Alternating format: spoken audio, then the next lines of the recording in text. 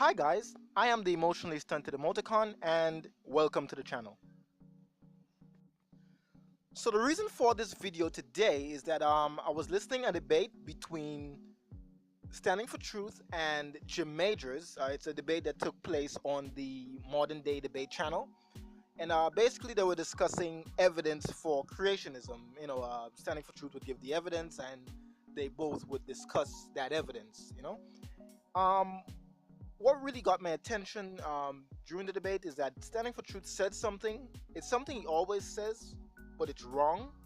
And I did correct him on that at least twice before. And, he went on to say it again around halfway through the video. He was discussing evidence for genomic entropy or genetic entropy or the fall. And basically he was saying that animals and most fauna were larger back then compared to their modern counterparts. And let me just play the clip of what he actually said. Everything you see in the fossil record, everything was bigger. Everything, I mean, look at the megalodon shark, it was massive. Look at kangaroos, were huge. Dinosaurs, everything just points to the fact that we are living in a fallen, degenerate world. Just look at life around us. So basically, you get the argument Standing is trying to make here. What he's saying is that species were larger back then, or at least the ones in the fossil record were larger compared to their modern or extant counterparts.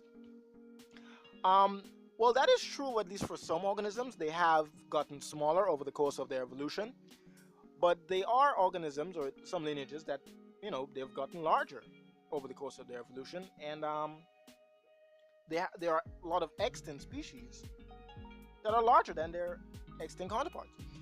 For example, you have the giant oceanic manta ray, the colossal squid, the blue whale, the lion-maned jellyfish, you have the spider crab, you have megabats, you have giraffes, horses, and of course humans. All of these species are larger than their extinct counterparts. And that's only examples among animals. I didn't even touch on plants. It's like what happened, genetic entropy didn't start to affect these species as yet?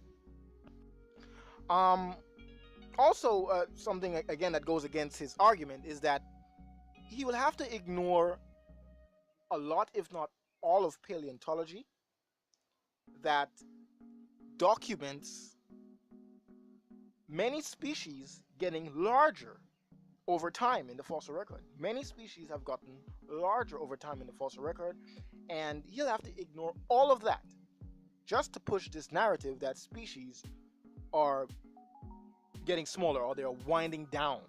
So I'm not too sure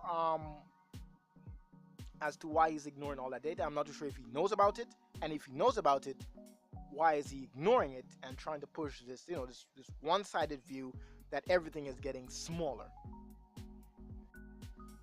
I find this argument to be particularly dishonest rather than incorrect, meaning that creationists do know better and should know better, in that not everything is getting smaller over time. There are many examples of things that are larger living today, and many examples of things getting larger in the fossil record. So to make such an argument, you'd have to ignore all the evidence and of course ignore the corrections you have been given over time. I would ask that, Standing and Ramat, Kent Hovind, Neff, to stop using that argument that things are getting smaller, because there are examples of things getting larger. Or if you want to use the argument that things are getting smaller, please explain why we have examples of things getting larger and documented things getting larger throughout the fossil record.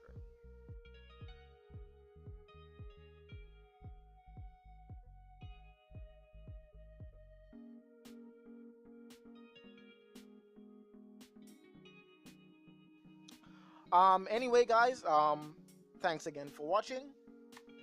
I am the emotionally stunted Emoticon. Have a good day.